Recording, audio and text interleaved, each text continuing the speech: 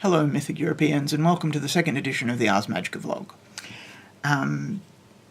Next week I'd like to cover some of the elements from Covenants, particularly castles, and if I have time, enemies. Did I say next week? Hey, I have a weekly vlog. I need to get a better name for the vlog. Games from Folktales, the vlog.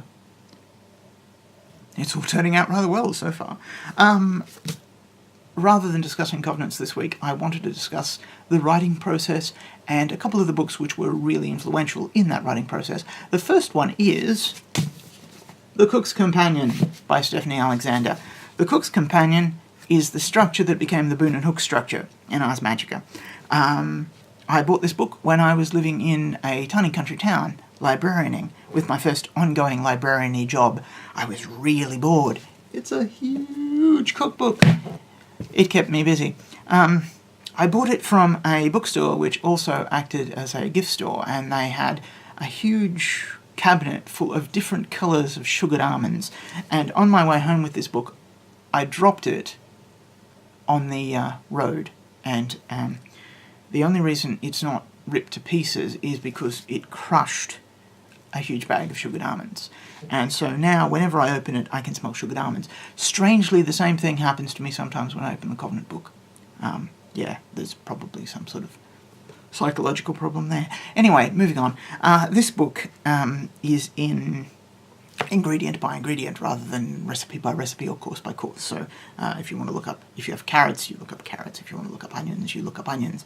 At the time, this was the only cookbook I'd seen that worked this way. I have others now. I have Alton Brown's Good Eats cookbooks, for example, which are very similar in terms of their structure. But that gave me the idea for how the Boon and Hook structure would work, that we would present a boon or hook, and then we would give examples of how you could use that particular element.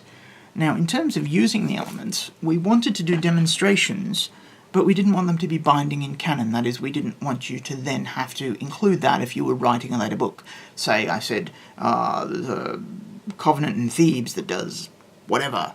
We didn't want the people who then wrote Thebes to have to include that, and so we used an unreliable narrator, who is called Marco the Liar. He is often drunk, is often spaced out, fairy affected, and I revisited him in some fiction, which I did for Naga Demon. Naga Demon's an annual competition to write role-playing material, and mine tends to become fiction for some reason, and in that I suggest that Marco's stories to him are real, that his experience of Mythic Europe, because he's so closely tied to two of the realms of power, are that these things actually happened to him.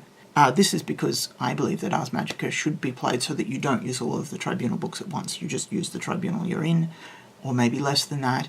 And if you're in London, the Constantinople that's in your world should be absolutely different than if you're playing in Thebes. And then the London should be completely different. That's just a personal opinion. I know a lot of people don't agree with that.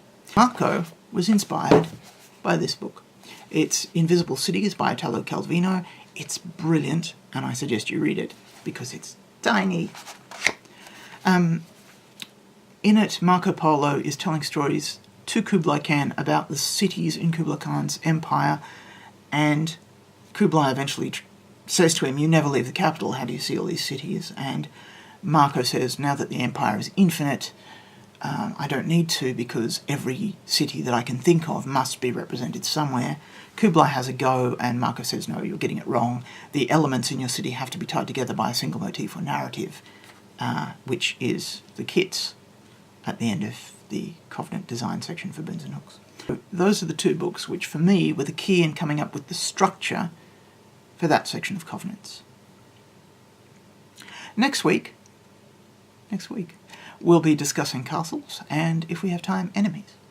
So see you then.